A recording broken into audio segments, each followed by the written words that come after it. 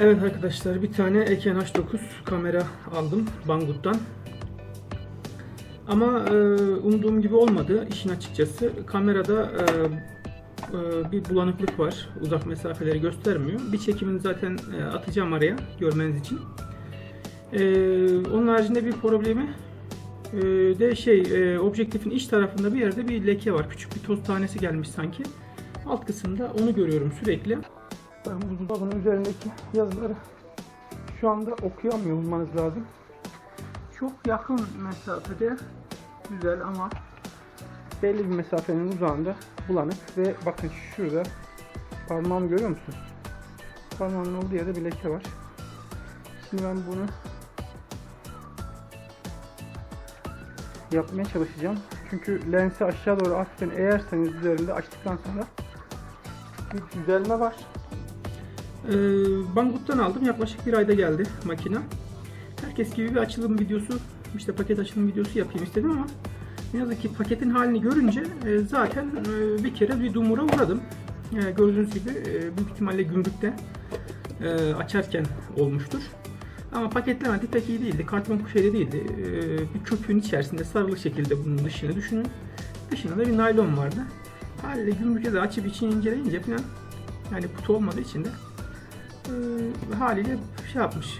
Bazı yerler kırılmış. Ve dünyada bir tur atıp ondan sonra elinize geliyor.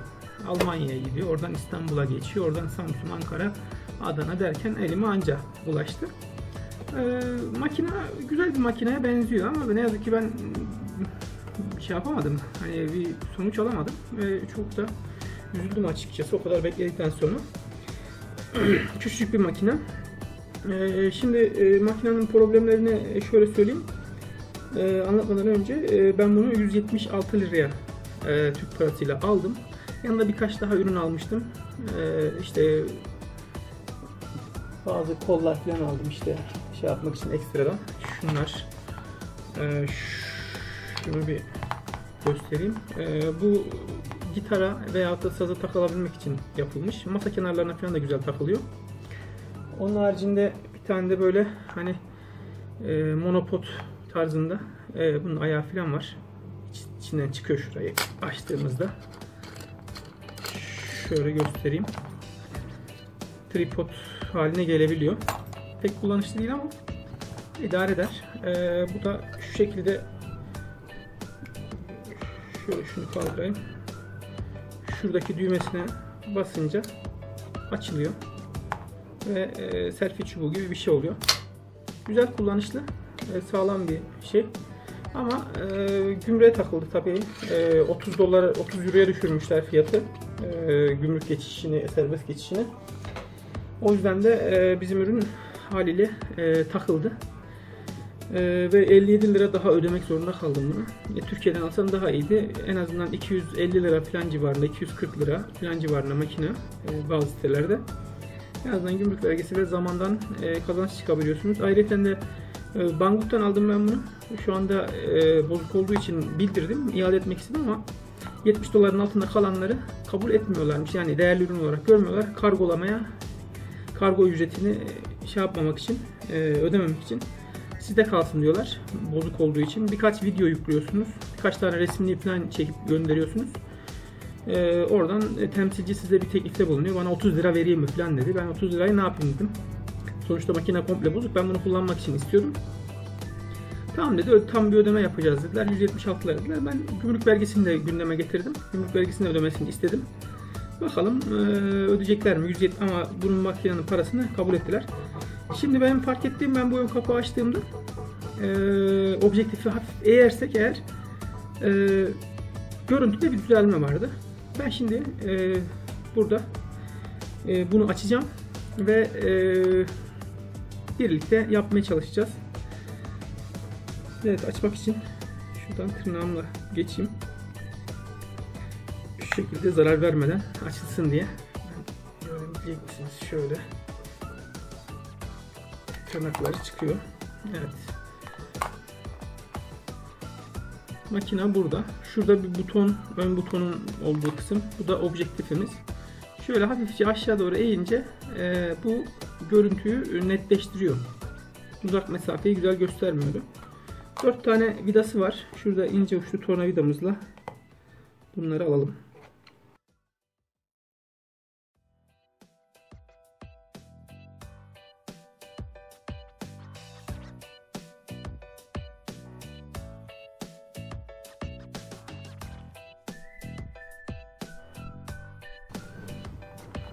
Ve ekran çıktı. Şimdi bir bakalım.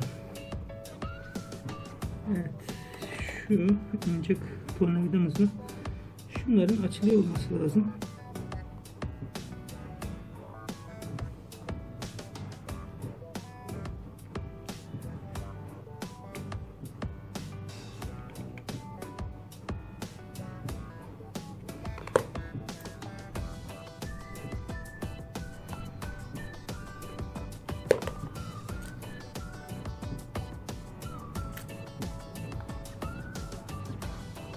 Evet, ekranımız kurtulduk.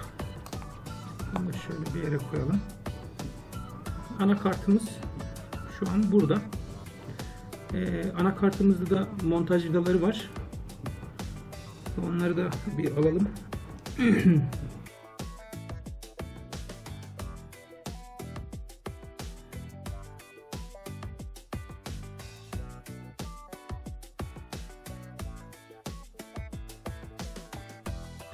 Kasadan da kurtulduk. Şu iki vidanın çıkması çok da gerekli değilmiş ama birazdan zaten çıkaracağız. O yüzden iyi oldu. Şu butonunu şöyle alalım. Evet, başka tutan ne var burayı?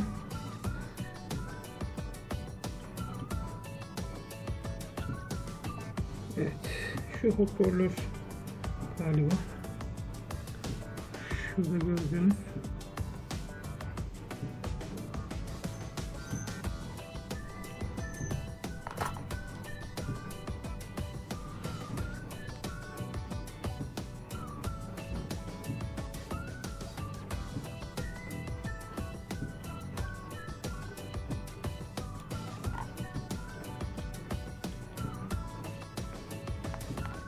Evet, pil yuvası ve batarya objektifin yuvası oradaymış. Evet, şimdi bir makinamıza bakalım. Bizim problemli kısmımız objektifimizdi. Objektifi buradan nasıl alırız? Şurada 2 tane siyah vida görüyorum. Bunlar objektifi tutan vidalar. Onları alırsam objektif çıkacak büyük ihtimalle. Ama çok küçükmüş bu.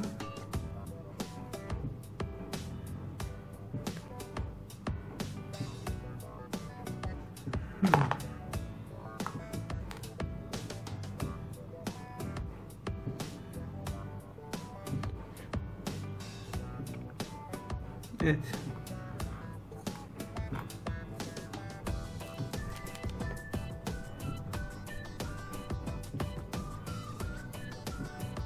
Şöyle görebilecek olursanız ben üzerindeki o leke yapan şeyi görebiliyorum şimdi. Küçük bir şey. Ve şuradaki vidanın montajı iyi değilmiş.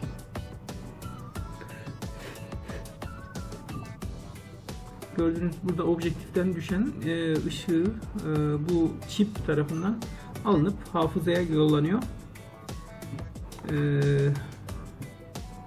Ve üzerinde küçük bir toz tanesi var. Sırf o yüzden makinamız şu an için çalışmıyor. Objektifimize bakalım. Lens burada. Şöyle odaklayabiliyorsak eğer. Lensimiz burada. İnşallah lensimizin yönü yoktur. Bunu ne taraftan çıkarttım bilmiyorum. Birdenbire çıktı çünkü.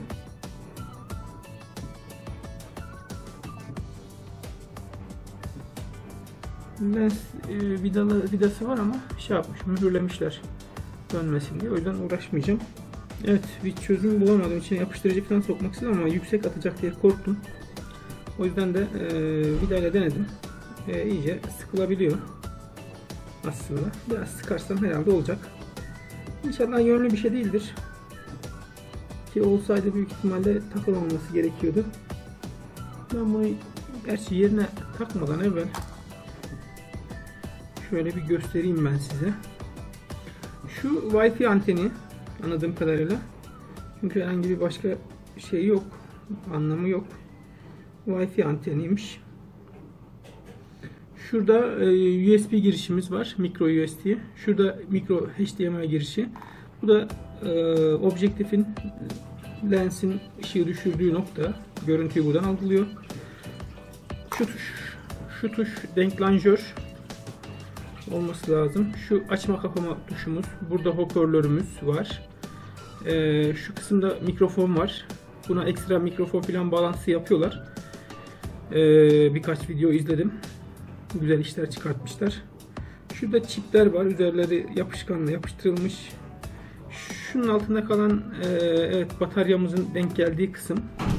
Şöyle denk geliyor. Evet, şurada 3 tane bacak var. Bunlar batarya bağlantıları. Şurada aşağı yukarı butonlar. Evet. Başka da üzerinde herhangi bir şey bu tarafta yok. Arka tarafında ekran bağlantısı zaten az önce sökmüştük. Evet. Şurada kart yuvamız var. Şu parça kart yuvası. Şöyle göstereyim. Kart yuvası var. Olay bu kadar. Şimdi biz bunun objektifini bağlayalım. İnşallah doğru bağlarız. İnşallah yönlü değildir.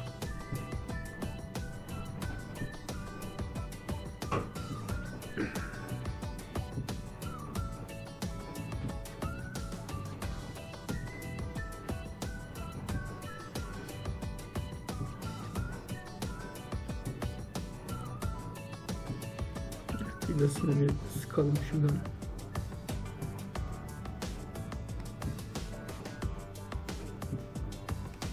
Bakalım sıkabiliyor muyuz?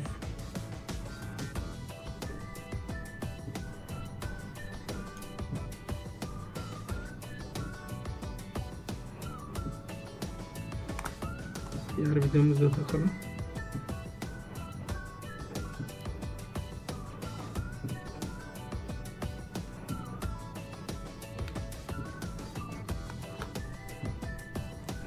Çok sıkmamaya çalışıyorum ama ışık da girmemesi gerekiyor içine. Evet.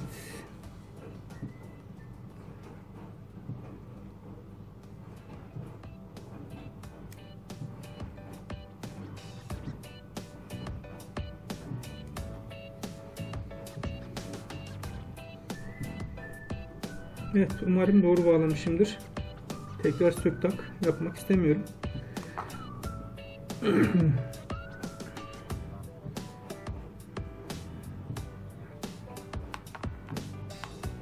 Evet, aslında monitörünü bağlayıp bir test yapsak.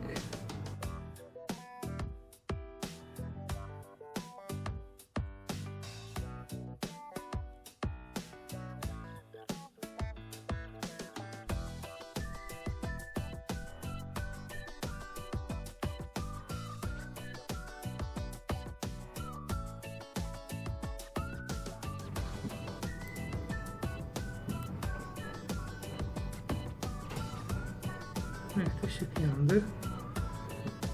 Ekran geldi. Şimdi bunun bir netliğine bakayım. Evet, kasa sökük şekilde şu an çekim yapıyorum. Yakındayken iyi gösteriyordu. Uzaklaştığımızda kötüydü. Şu an sanki böyle bir kırıltılar falan daha güzel. Şuradan daha büyük bir yazı bulayım kendime. Evet. Şu an ekran küçük olduğu için okunabiliyor mu, okunamıyor mu bilmiyorum. Ama lekemiz geçmiş. Altta bir lekemiz vardı, o geçmiş. Şuradaki yazıyı okuyamıyordum. Evet, şu an yaklaşınca ancak okuyabiliyorduk. Şu an nasıl bilmiyorum. Şu kapının arkasındaki Arapça yazıyı okuyamıyordum bu mesafeden. Biraz bükünce okunuyordu ama sanki düzelttik. Evet, makinamızı düzelttik. Bayağı uğraştırdı ama evet, testlerimiz. Bu arada mutfakta çalışıyorum. Ortam bu. Tekrar şuna bir bakalım. Evet, şu mesafeden biraz önce okunmuyordu. Şimdi bir denemeyi yapacağız. Bilgisayara aktarayım. Görüntü net mi değil mi bir bakayım. Ondan sonra devam ederiz bağlantılarına.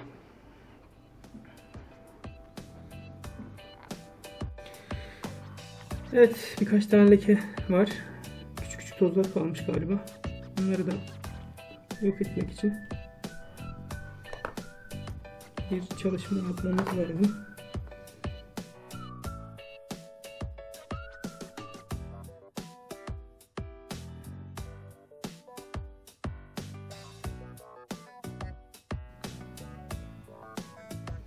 Alkol uçtuğunda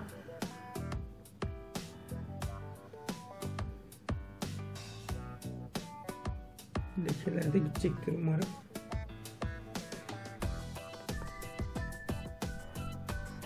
Evet, ışığı farklı yönde alınca gözüküyor bazı lekeler. Bu da pamuk da pek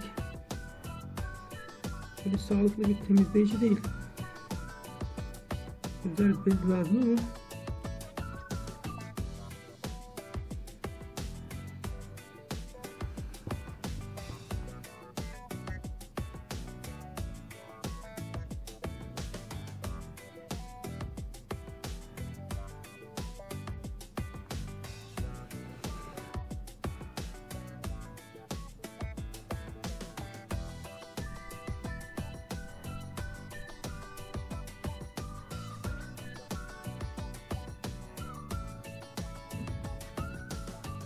şu an bayağı temiz gözüküyor burası.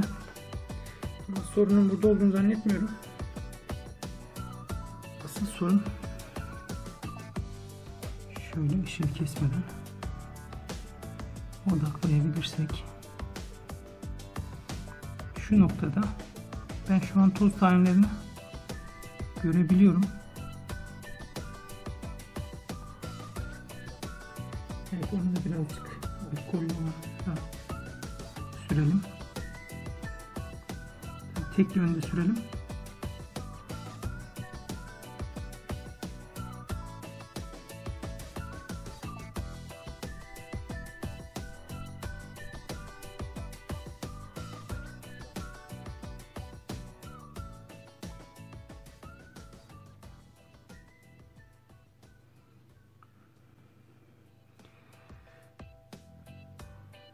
Evet, alkolün uçmasını bekleyeceğiz. Eğer artık madde varsa onu da kuru bir tane pamukla, kulak pamuğuyla silmeye çalışacağım. Bakalım, iyi sonuç alabilirsek olacak. Olmadı zaten hani para iadesini aldık. Yani çok umurumda değil aslında ama yine de olsun.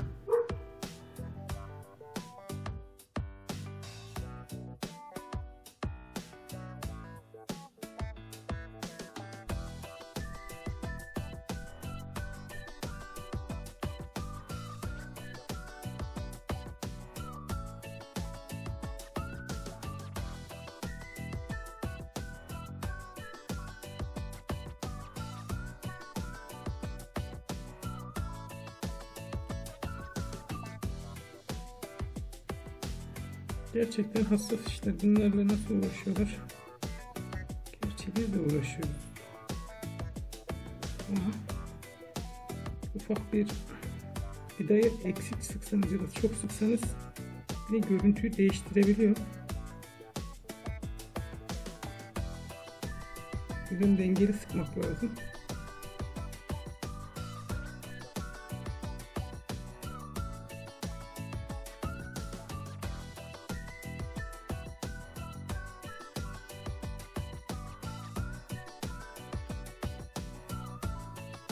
Yeniden açmamız lazım.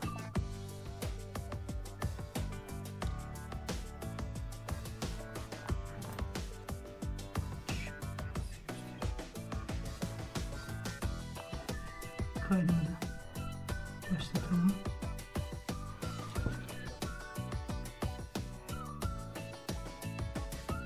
Evet, şu anda çekim yapıyor.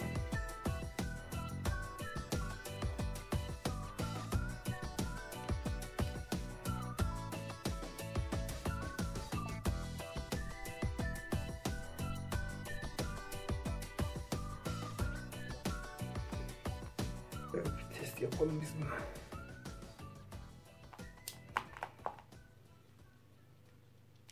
Beyaz bir zemine alalım.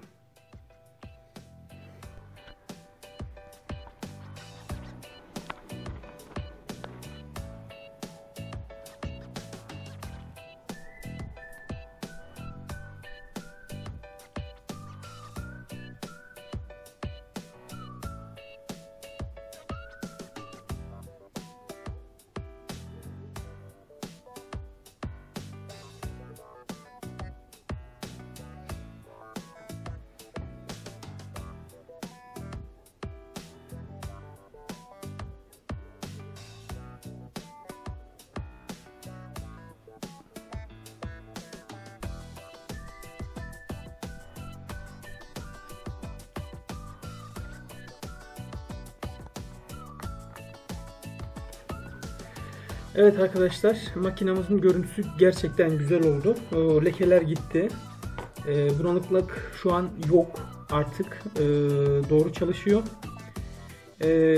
Makinamızı tekrar kasasına koyalım. Önce pilimizi bir çıkartalım yerinden.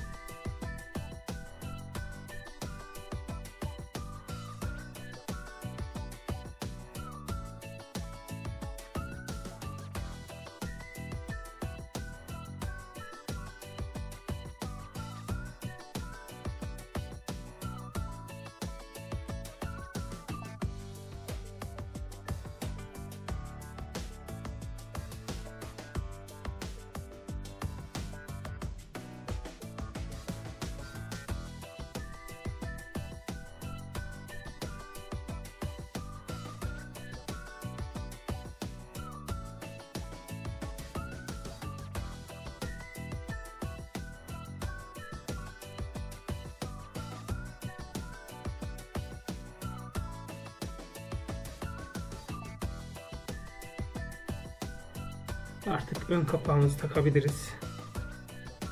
Şöyle objektifimizi ortalayalım. Önce şu kenara bir yerleştirelim.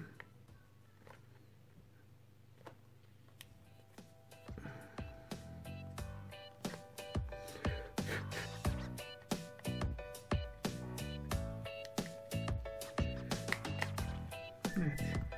Sonra şu iki ucu takalım. Son ortaları tutturalım ki kenarlarda açıklık kalmasın. Evet, şu an kapattık makinamızı. Kuşların sesleri doğru geliyor. Bu da oturmuş, bu da oturmuş. Bataryamızı artık takıyorum ama girmedi.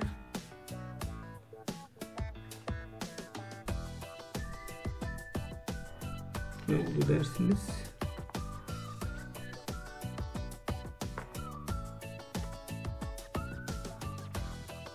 Şu an girdi. Evet, biraz yan mı koyduk? Kasıldı falan mı? Evet, basalım.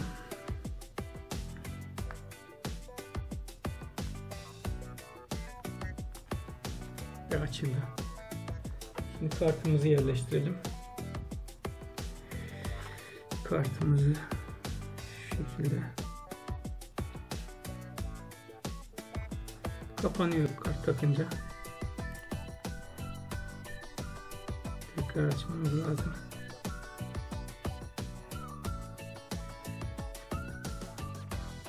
Evet. Şimdi bir çekim daha yapacağım. Evet, kameramızı bir ton çekelim. Evet arkadaşlar, kameramızı kapattık. Şu an yerleştirdik. İnşallah sonradan fark edeceğim bir leke ya da başka bir hatasını bulmam. Bir de arttırmadık. Herhangi bir şey de yok şu anda. Sıkıntı da gözükmüyor. Parçaları tam taktık. Herhangi bir kasıntı ya da bir yerinde çizik dahi oluşmadı. Şu gitar penası gibi olan eski Nokia'ma ait bir parçaydı. Bu kol bilekliğe takılan. Onu açtım. Tırnağımla başlatıp buna devam edince güzel oluyor. Metal parça vurmayın böyle şeylere. Plastik aksamlı şeylere metal parçalar vurmayın. Ya tırnağınızla açabiliyorsanız açın. Gücünüz yetmiyorsa da bunun gibi plastik bir üçgen bir parça bulabilirseniz onunla açabilirsiniz. Evet. Son bir test yapalım ve vedalaşalım artık. Bayağı uzun bir video oldu. Evet. Şimdi şuradaki yazılardan bulanıklık var mı yok mu? Ona bakalım. İnşallah yoktur. Beyaz yüzeyde de hareket ettirerek herhangi bir leke, toz tanesi kalmış mı kalmamış mı ona bakalım. Şu an için ben bu monitörden göremiyorum ama evet, bilgisayar monitörüne geçince ne olacak? Şurada bu beyaz noktada ben bir kaç hareket yapayım. Zaten lekeler hareket üzerinde o toz taneleri belli oluyor. İnşallah yoktur. Ve netliğinde çok güzel olmuştur. Bozulmamıştır takarken. Evet, oradaki vidanın yuvayı genişlettiği için sanırım olmuş bu. Şu an için bu kadar. Evet arkadaşlar, videomu beğenmeyi ve kanalıma abone olmayı unutmazsanız sevinirim. İzlediğiniz için çok teşekkür ederim. Yeni videolarımızın gelebilmesi için de desteklerinize ihtiyacımız var. Bütün YouTuber'lar olarak. Artık kendimi YouTuber olarak görmeye başladım. Aksiyon kameram da var. İnşallah güzel çekimler yapmaya çalışacağız. Çok teşekkür ediyorum şimdiden. İyi akşamlar diliyorum.